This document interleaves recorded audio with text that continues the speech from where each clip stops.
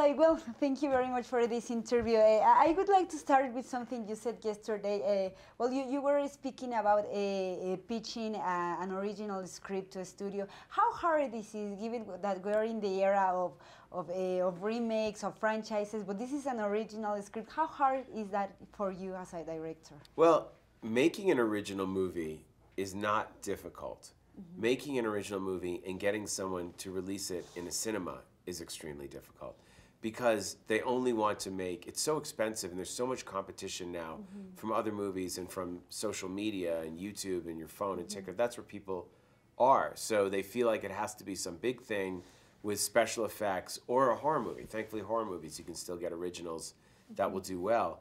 But most of the time, they're getting bought up by the streamers, which are in this war for content. So they'll overpay. So if you make an independent film or a small budget film, they go, all right, this is where people are watching those movies now. When you make a movie for a streamer, you're not fighting for your life. When you make a movie that's in cinemas, you're fighting for your life. This movie has to make money or you're dead. If you make it to a streamer, it doesn't matter. People will watch it or not. They're going to hide what the results are anyways.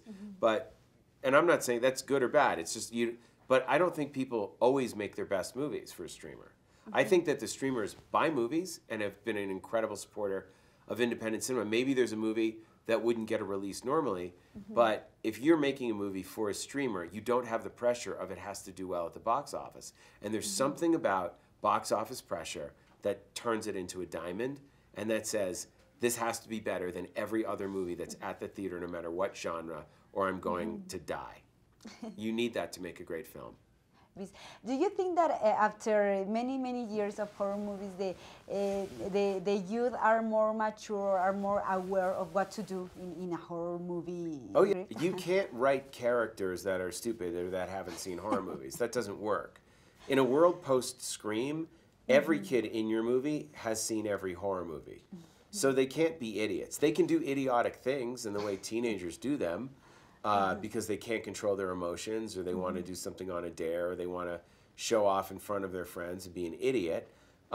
That's the fun of teenagers. It's the fun of being a teenager. It's the fun of watching teenagers.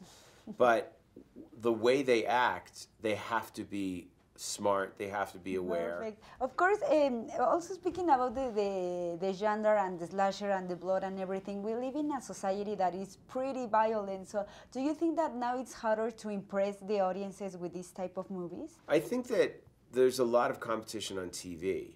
So you better be better than what's on television. I think that the violence in real life is always going to be there, and horror movies are a great way to release all the fears that we store inside. But if you're going to make a movie for cinemas, it's got to be like as good as Scream or Halloween. It's got to be that good. Look, obviously, for me, the stuff that got me into it, the gateway, was Guillermo del Toro. You know, everyone was talking about del Toro, but now there's new directors like Gigi Salguero, who I think is fantastic, and she's in part of VHS 85. I was actually producing a movie she was going to direct that fell apart, but I think she's an incredible new director. Would you like to work with a Mexican director sometimes? Well, I tried to with Gigi, but the person who was the head of the studio got fired, and they pulled the plug on the movie. But yeah, I definitely would. I've tried in the past, so.